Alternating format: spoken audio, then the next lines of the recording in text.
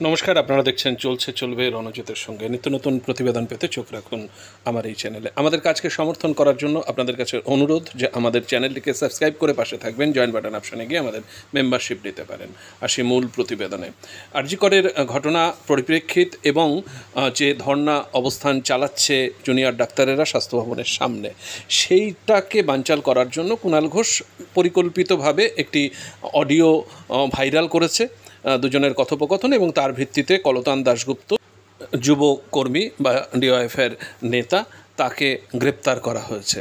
তো এই কুণাল ঘোষ যেটি ভাইরাল করেছে এবং যে সমস্ত বক্তব্য রেখেছে, তার পরিপ্রেক্ষিতে জুনিয়র ডাক্তারদের কাছে এবিপি আনন্দর পক্ষ থেকে জিজ্ঞাসা করা হয়েছিল, তাদের প্রতিক্রিয়া জানতে চাওয়া হয়েছিল।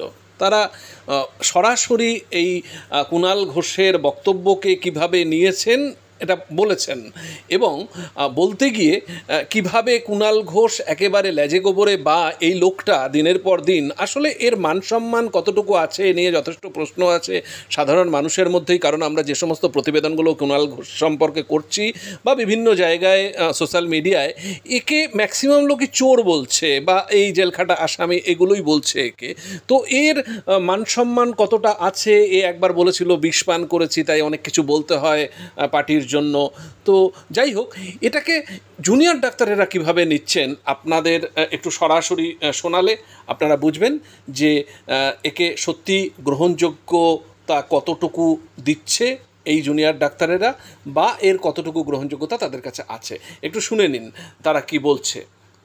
এই ভয়ঙ্কর প্লট যারা করেছেন তাদের মধ্যে বামপন্থী একটি যুব সংগঠন আছে এবং অতি বাম বলে পরিচিত একটি সংগঠনের একজন এর মধ্যে রয়েছেন। জুনিয়র ডাক্তারদের বন্ধু সেজে নানা রকম প্ররোচনা দিচ্ছেন যাতে এগুলো চলতে থাকে। ফলে এর মধ্যে যেই ভয়ঙ্কর বিষয়টা আমাদের সামনে চলে এসেছে যে জুনিয়র ডক্টরদের ওপর কাল রাত থেকেই একটা হামলার চক্রান্ত চলছে যাতে পরিস্থিতিটা আরো জটিল করে দেয়া যায়। মহামান্য কুণাল ঘোষ যে অডিও ক্লিপ শেয়ার করেছেন, আমরা এটাই বলতে চাইবো যে যদি ওনার কাছে নির্দিষ্টভাবে খবর থাকে তাহলে উনি সেগুলো রাজ্য পুলিশের হাতে বা কলকাতা পুলিশের হাতে তুলে দিন। কারা এই ধরনের চক্রান্ত করছে সেগুলো উদ্ঘাটন হোক প্রকৃত তথ্য প্রমাণের ভিত্তিতে, এবং কেউ যদি এই আন্দোলনের উপর আক্রমণ করার বা এই আন্দোলনকে ছড়িয়ে দেওয়ার, এই আন্দোলনকে ধ্বংস করার কোনো রকম চক্রান্ত করে থাকে তার হাত থেকে এই আন্দোলন রক্ষিত হোক, এটাই আমরা চাইবো।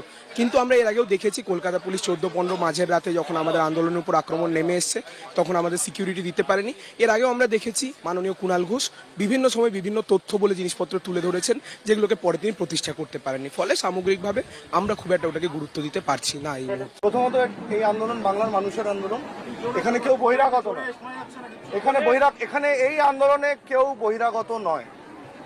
এই আন্দোলন সমগ্র বাংলা মানুষের আন্দোলন। রইল বাকি একজন ব্যক্তির বিষয় যাকে নিয়ে আমাকে কোশ্চেন করা হলো। আমরা একটি অরাজনৈতিক লড়াইয়ে লড়ছি, সেখানে একটি রাজনৈতিক দলের কোনো মুখপাত্র কি বলল কি না বলল তার প্রশ্নের উত্তর দিতে আমরা সবসময় ইচ্ছুক বোধ করি না।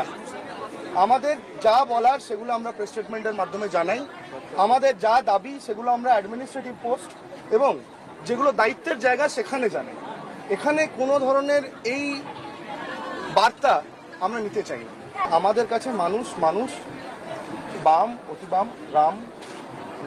শুনলেন যে জুনিয়র ডক্টরেরা কি বলছেন। আসলে এর কোনো মান সম্মান বা নিজের ব্যক্তিত্ব একেবারে বিসর্জন দিয়ে দিয়েছে এই পার্টিটাতে এসে, এবং সাধারণ মানুষ থেকে শুরু করে এই ডাক্তারেরা একে একেবারেই গুরুত্ব দিচ্ছে না, পাত্তা দিচ্ছে না।